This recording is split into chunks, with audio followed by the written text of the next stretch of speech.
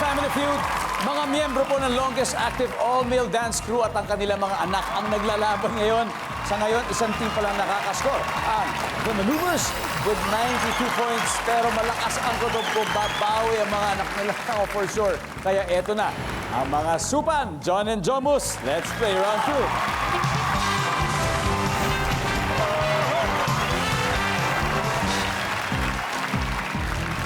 2. Here we go.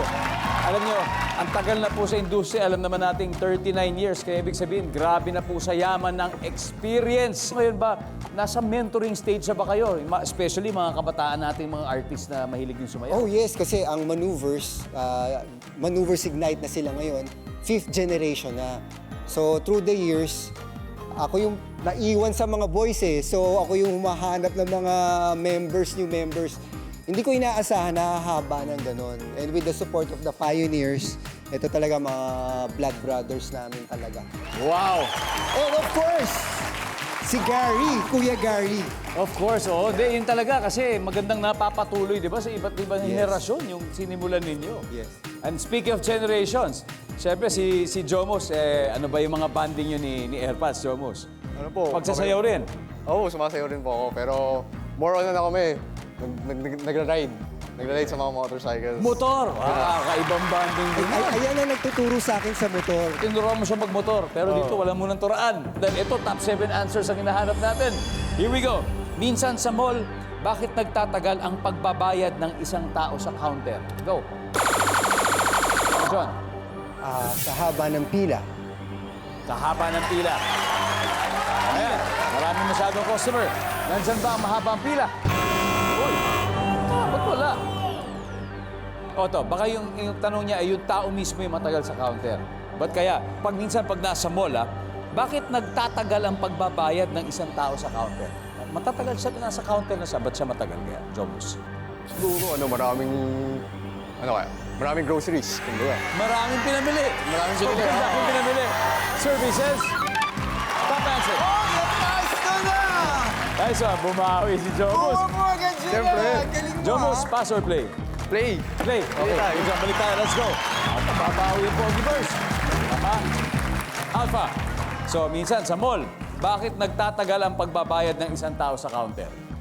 Walang panukli. Walang panukuli. Survey says... Uy! Yeah, Harvey. Minsan, bakit kayo nagtatagal ang pagbabayad ng isang tao sa counter? Pag na-decline yung credit card, May problema daw sa credit card. Uy! Bakit kaya? Oh, one last chance, Javen.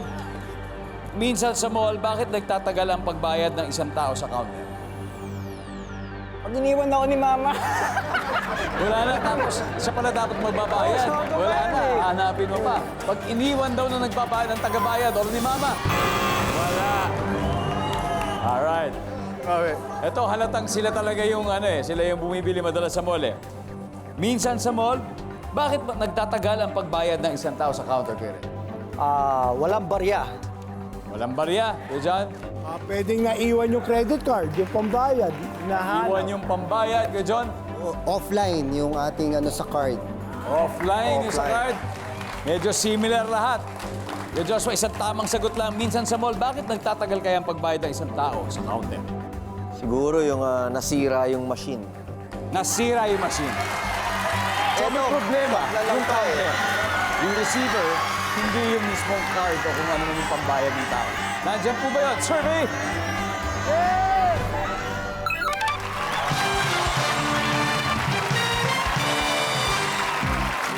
Marami-rami pa to. Number 7. Wala, nakikipagkwentuhan lang. Number 6. Nagbibila ng barya ang pinambayad. Number 4. Kasalanan daw ni cashier. Number 3. Siyempre, may pipirmahan pa yun pag senior. At number 2. Sinadjust mo rin yun na wala yung pambayad. Anyway, gaya ng sabi ng famous dancing movie back in the 90s, tataw na. Di ba? Yun ang ginawa ng The Maneuvers, kaya sobrang lumakilaman nila. Meron na silang 133 points.